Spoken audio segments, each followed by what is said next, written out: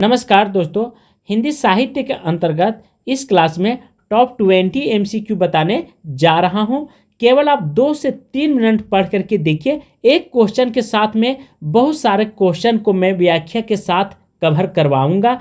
Jharkhand JET, NET, JRF, Bihar state, इन सभी परीक्षाओं के लिए आप कान खोल करके सुन लीजिए। यहाँ से लगभग 4 से 6 प्रश्न 100% आने की संभावना है, क्योंकि आप 20 क्वेश्चन को मत देखिए, उसके साथ कितने क्वेश्चन में व्याख्या बताने जा रहा हूँ इस पर आप ध्यान रखें।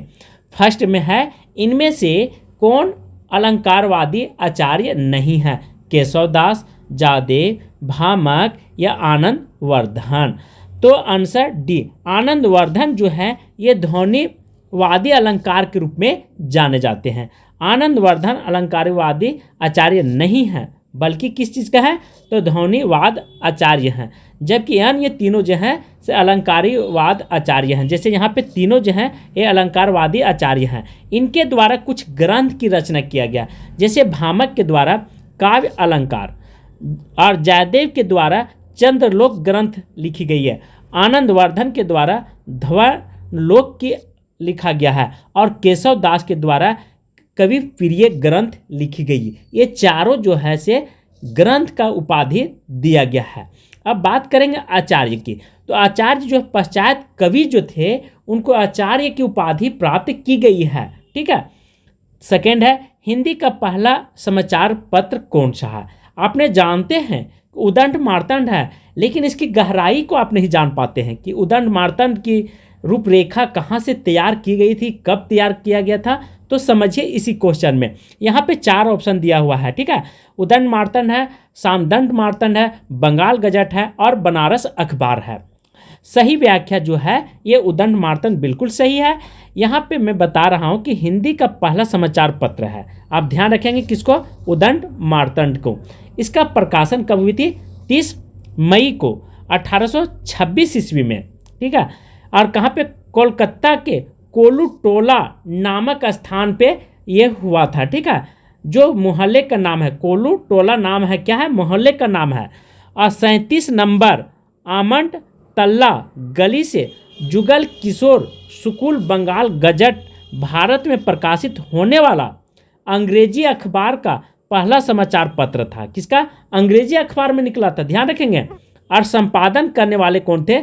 जेम्स अगस्टस हिक्की के द्वारा सन 1780 में। देखिए, संपादन पहले किया जाता है, उसके बाद छपाई बाद में होता है। प्यारे साथियों, यह बनारस अखबार का संपादन। दूसरा है, बनारस अखबार का संपादन जो हुआ था 1845 में। किनके द्वारा? तो सी प्रसाद सितारे हिंद के द्वारा लिखी गई थी, यह संपादन किया गया था। तो इन तथ्यों को आपको भूलना नहीं, किसी भी हाल में नहीं। ठीक है। थर्ड है, मतवाला पत्रिका के संपादन कौन थे? तो मतवाला बालकृष्ण शर्मा नवीन, बी है मक्खनलाल चतुर्वेदी, सी है सूर्यकांत त्रिपाठी निराला और डी है अज्ञ जी। तो मतवाला जो पत्रिका था ये सूर्यकांत त्रिपाठी निराला के द्वारा निकाली गई थी, संपादन किया गया था। ठीक है। मतवाला पत्रिका सूर्यकांत त्रिपाठी निराला के, ये तो सभी लोग जानते हैं, लेकिन यह साप्ताहिक पत्र है। कब? 1923 ईस्वी में कलकत्ता से प्रकाशित होता था। और मतवाला के संपादन विभाग से निराला, शिव पूजन सहाय, नवजादिक लाल और श्री वास्तव तथा पंडित, ठीक है, बेचैन शर्मा उग्र और बालकृष्ण शर्मा नवीन कानपुर से प्रभा पत्र का संपादन किए थे। 4 है, बंगाल का अकाल नामक रिपोर्टाज किसकी रचना है? धर्मवीर भारती, रागे राघव, शिवदान सिंह चौहान, उपेंद्रनाथ यशकता। तो बंगाल का अकाल नामक रिपोर्टाज किसकी रचना है? सही व्याख्या बी देता है। क्या कहता है प्यारे साथियों? बंगाल के अकाल का वर्णन रागे राघव के द्वारा रिपोर्टाज है, जो तूफानों के बीच में किया गया है। किंतु बीच में पूछा गया है बंगाल का अकाल रिपोर्टाज किसकी रचना है? तो नज़दीक में जो है यह उत्तर रागे राघव का ही होता है। जबकि बंगाल का अकाल रिपोर्टाज जो है प्रकाश चंद्र गुप्त का, यहाँ पे ऑप्शन नहीं दिया हुआ है। ठीक है, प्रकाश चंद्र गुप्त का, लेकिन आपको लगाना है किसको? रागे राघव जी को लगाना। सही आंसर मेरा बी हो जाता है। क्यों? बंगाल का अकाल का वर्णन। ठीक है। साक्षात्कारकर्ता के लिए कौन सा गुण अनिवार्य नहीं है? मृदु भाषित, स्पष्ट उच्चारण, पक्षपात रहित दृष्टि या सुंदरता। जो इंटरव्यू लेता है उसके सामने सबसे बड़ा क्या होना चाहिए? नहीं। तो सुंदरता कोई मायने नहीं रखता है। ठीक है, बिल्कुल मेरा डी जो है या नहीं के बारे में यहाँ पे चर्चा किया है साथियों। तो साक्षात्कारकर्ता के लिए सुंदरता अनिवार्य गुण नहीं है। उक्त तीनों मातृभाषित, सस्पष्ट उच्चारण तथा पश्चाताप रहित तीनों अनिवार्य गुण होना चाहिए, क्योंकि जो साक्षात्कार लेते हैं अर्थात इंटरव्यू लेते हैं उनको ये सब दिमाग नहीं लगाना है सुंदरता पर, बल्कि उनका ध्यान होना चाहिए मृदु भाषित है कि नहीं, स्पष्ट उच्चारण कर पाता है कि नहीं, और पक्षपाती रहित नहीं होना चाहिए। ठीक है ये, लेकिन सुंदरता पर उनका ध्यान नहीं जाना चाहिए। 6 है, किस विधा में तथ्य अति आवश्यक नहीं है? जीवनी, आत्रा वृत्तांत, रिपोर्ताज, डायरी या स्मरण में? आंसर ई, संस्मरण में। संस्मरण विधा में तथ्य अति आवश्यक नहीं होता। बहुत इंपॉर्टेंट है प्यारे साथियों। संस्मरण जो होता है स्मृति के आधार पर किसी विषय पर अथवा किसी व्यक्ति द्वारा लिखित आलेख होता है। हिंदी के प्रथम संस्मरण क्या है? पद्म शर्मा द्वारा रचना पद पराग है, ध्यान रखेंगे। सबसे पहला पद्म स्मरण जो है, प्रथम स्मरण किसको नाम दिया गया है? तो पद्म शर्मा के द्वारा पद्म पराग है। ठीक है, कभी आपसे पूछेगा कि प्रथम संस्मरण किसे माना गया है, तो पद्म पराग को आप जरूर लगाएंगे। आत्रा वृत्तांत की चर्चा करते हैं। किसी स्थान बाहर से आए व्यक्ति या व्यक्तियों के अनुभव के बारे में लिखे वृत्तांत को आत्रा वृत्तांत कहा जाता है। आत्रा वृत्तांत लिखने की परंपरा शुरुआत भारत तेंदु हरिश्चंद्र से मानी जाती है। अब भारत तेंदु हरिश्चंद्र का जन्म 1880 ईस्वी में हुआ था, ध्यान रखेंगे। रिपोर्ताज किसी घटना के अर्थ, तथ्य, वर्णन को रिपोर्ताज आज कहते हैं। ठीक है, रिपोर्ताज कहते हैं। हिंदी में रिपोर्ताज का जनक शिवदयान सिंह चौहान को माना जाता है। इनकी कृति लक्ष्मीपुरा, इंपॉर्टेंट हो जाती है, लक्ष्मीपुरा जो हिंदी का प्रथम रिपोर्ताज के रूप में माना गया है। अब बात करेंगे डायरी का। प्रारंभ व्यक्तिगत अनुभव सच को लिखित रूप से अंकित करके बनाया गया है। एक संग्रह है, इसमें लेखक आत्म साक्षात्कार करता है। हिंदी में डायरी विधा का प्रवर्तन श्री राम शर्मा कृत सेवाग्राम की डायरी 1946 में माना जाता है। 7 है, महादेवी वर्मा की किस कृति में जीव जंतु और पशु पंछियों से संबंधित स्मरण है? अतीत के चलचित्र, पंथ के साथी, स्मृति की रेखाएं, मेरा परिवार। आंसर डी, मेरा परिवार। मेरा परिवार 1972 ईस्वी में महादेवी वर्मा कृत जीव जंतु और पशु पंछियों से संबंधित संस्मरण है। इसमें गिल्लू, गिलहरी, सोना, हिरनी, दुमुख, खरगोश, गोरा गाय, निको को नेवला कहा गया था और रोजी को कुतिया कहा गया, रानी को घोड़ी कर्ण। ठीक है, ध्यान रखेंगे। मेरा परिवार में यहाँ पे 4-5 दिया हुआ है। ठीक है, तो 4-5 जो है जीव जंतु पर यह लिखा गया था। क्या लिखा गया है? मेरा परिवार कृति जो है स्मरण के रूप में है। किसका है? संस्मरण है। तो संस्मरण में ये सबको पात्र बनाया गया। किसका किसका? हिरनी का। ठीक है, जो कि गोलू एक पहला रहता है जिसका नाम था गिलहरी के रूप में जाना जाता है। सोना जो हिरनी के रूप में जानी जाती है, और दुर्मुख जो खरगोश के रूप में, गोरा गाय को कहा गया है इस संस्मरण में, और निको नेवला को कहा गया, और रोजी कुतिया को कहा गया, रानी घोड़ी को कहा गया इत्यादि संस्मरण अतीत के चलचित्र हैं। 1941 में स्मृति की रेखाएं, 1943 में समाज के निरह प्राणी रेखांकित हुए। पथ के साथी 1956 ईस्वी में लिखी गई है।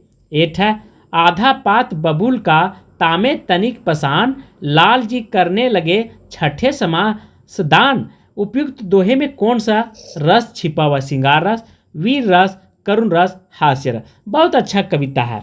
आधा पात बबूल का तामे तनिक पिसान, लाला जी करने लगे छठे छमास दान। ये हास्य रस इसमें है, क्योंकि आपको कविता पढ़ते साथ ही पता चल जाता है। जिसमें हमें पढ़ने के बाद हंसी आता है उसे हास्य रस कहा गया है।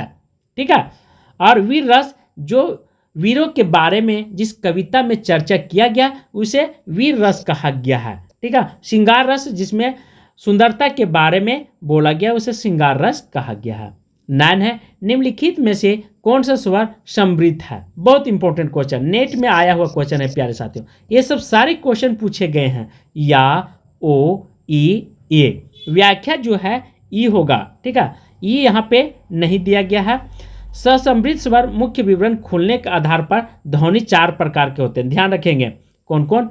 ओपन, विवृत स्वर को ओपन, ठीक है, या कहा गया है।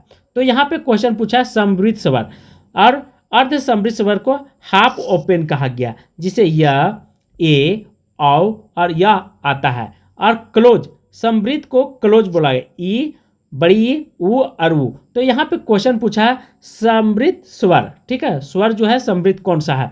तो समृद्ध स्वर मेरा यहाँ पे सी मेरा बिल्कुल सही आंसर हो जाता है। 10 है, अभ्रंश भाषा की स्थिति काल है। कब से अभ्रंश भाषा रखा गया है। 1500 ईस्वी से 500 ईस्वी पूर्व, बी है 500 ईसा पूर्व से 1 ईस्वी पूर्व, सी है 500 ईस्वी से 1000 ईस्वी, और डी है 1000 ईस्वी से 1500 ईस्वी। तो बिल्कुल सही मेरा आंसर सी हो जाता है। अभ्रंश भाषा काल 500 ईस्वी से 1000 ईस्वी तक माना जाता है, जबकि 1500 ईस्वी पूर्व, 500 ईस्वी पूर्व, ठीक है, एक हिसाब कालखंड का वैदिक भाषा अर्थात संस्कृत का कालखंड माना जाता है। तत्पश्चात 500 ईसा पूर्व से 1 ईस्वी तक समय जो था वह पाली भाषा का था, और 1 ईस्वी से 500 ईस्वी किसका था, प्राकृतिक भाषा का था। 11, उत्तर से दक्षिण में कौन सा समास है। बहुब्रीहि समास, द्वंद्व समास, अविभाव समास और द्विगु समास। उत्तर से दक्षिण में कौन सा समास छिपी हुई है, ठीक है। तो ध्यान रखेंगे यहाँ पे उत्तर से दक्षिण में जो है यह द्वंद्व समास है, यहाँ पे हैफन चिन्ह लगा हुआ है, मेरा बिल्कुल ऑप्शन बी सही हो जाता है प्यारे साथियों। और द्वंद्व समास में दोनों पद, ठीक है, क्या होता है, बड़ा होता है। बहुब्रीहि में कोई भी पद बड़ा नहीं होता है, इसमें उत्तर पद और, ठीक है, पूर्व पद दोनों बराबर होते हैं या बड़ा होते हैं। अविभाव में कारक के रूप में, ठीक है, ध्यान रखेंगे इसमें अभी छिपे हुए रहते हैं। द्विगु में तो जान ही रहे हैं, ठीक है, गिनती की संख्या, ये सब चीज़ों का आपको ध्यान रखना है। 12 है, भारतीय नारी की समस्याओं को आधार बनाकर महादेवी वर्मा में कौन सा ग्रंथ लिखा है।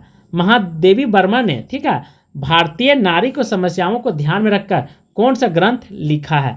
पंथ के साथी, श्रृंखला की कड़ियाँ, अतीत के चलचित्र, इनमें से कोई नहीं, ठीक है। भारतीय नारी की समस्याओं के बारे में आंसर बी, श्रृंखला की कड़ियाँ। निहार, रसीम, निर्जा, सांध्य गीत, आमा आदि महादेवी वर्मा की कृतियां हैं।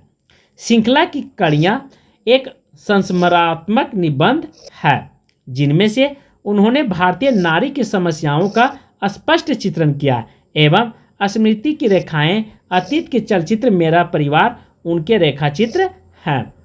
13 है, एक बूंद सहसा उछली की रचना किस विधा की है। संस्मरण है, या डायरी है, रिपोर्ताज है, या आत्रा वृत्तांत है। आंसर डी, आत्रा वृत्तांत है। एक बूंद सरसा उछली, अरे अयावर रहेगा याद, बहता पानी निर्मल, ठीक है, 3 यहाँ पे दिया हुआ है। यह अज्ञ के द्वारा आत्रा वृत्तांत लिखी गई है। हरी घास, ठीक है, डॉक्टर रघुवंश द्वारा लिखी गई है ये संस्मरण, सॉरी, यात्रा वृत्तांत।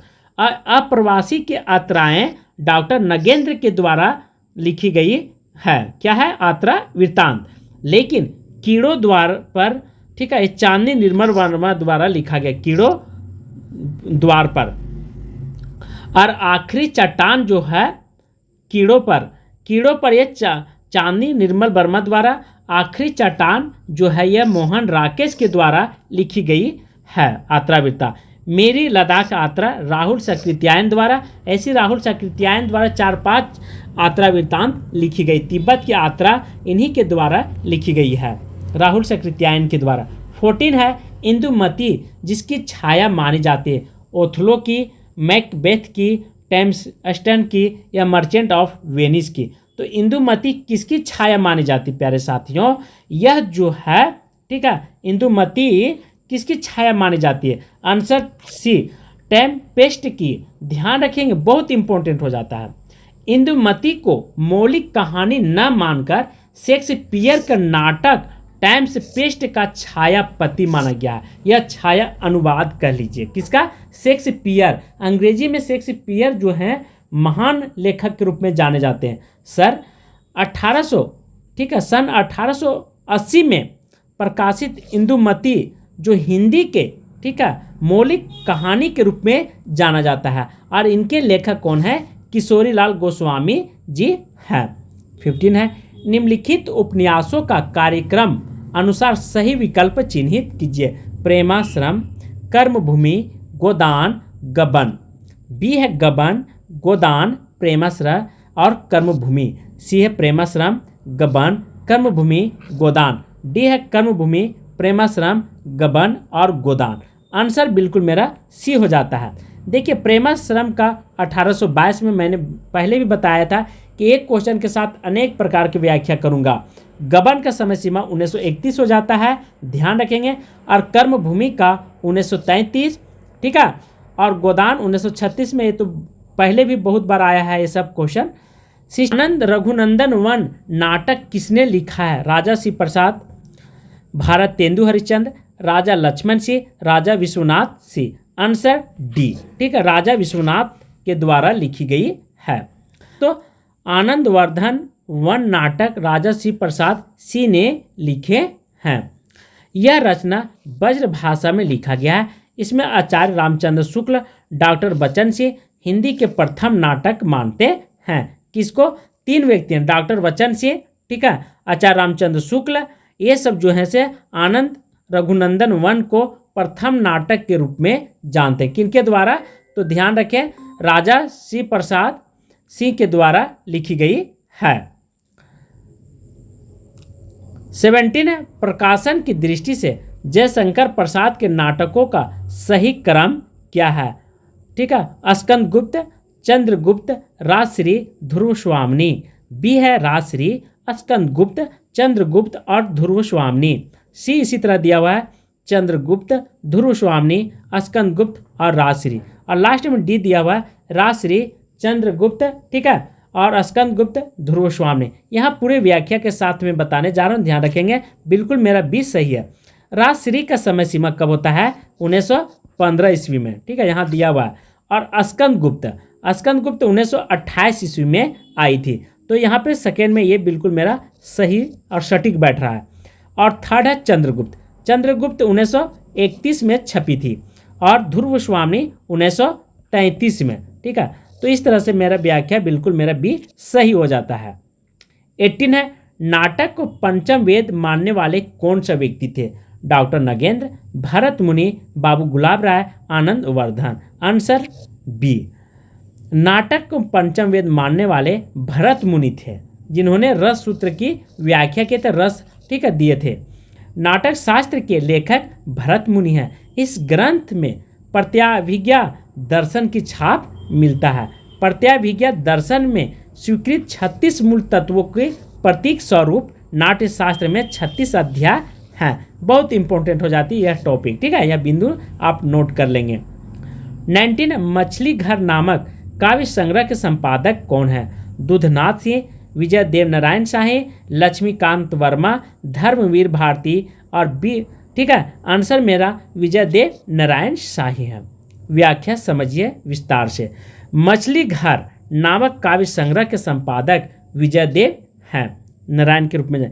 इनके द्वारा रचित अन्य काव्य संग्रह साखी संवाद, तुमसे, जबकि लक्ष्मीकांत वर्मा ने अनुकांत तीसरा पक्ष तथा धर्मवीर भारती ने अंधा युग कनुप्रिया नामक काव्य संग्रह का संपादन किया है। 20 एक लास्ट क्वेश्चन है, भारत भारती के रचनाकार कौन है? Bharat tendu, Pratap Narayan Mishra, Makhanlal Chaturvedi, Maithili Sharan Gupt. Answer Maithili Sharan Gupt.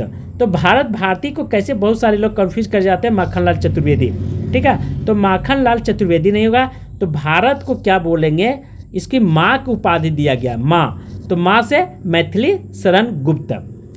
Answer D, Bharat Bharti के रचनाकार मैथिली शरण गुप्त हैं। इस रचना की मूल प्रेरणा मुसद्दर्शे हाली तथा ब्रजमोहन दत्तोत्रय कैफीकृत भारत दर्पण पुस्तक से प्राप्त हुई है। कहाँ से? तो मोहन दत्तात्रेय के द्वारा कैफीकृत है, जो भारत दर्पण पुस्तक से लिया गया है। ध्यान रखेंगे। इस रचना को लिखने पर महात्मा गांधी ने राष्ट्र कवि की उपाधि दिए। किनको? मैथिली शरण गुप्त को। तो यह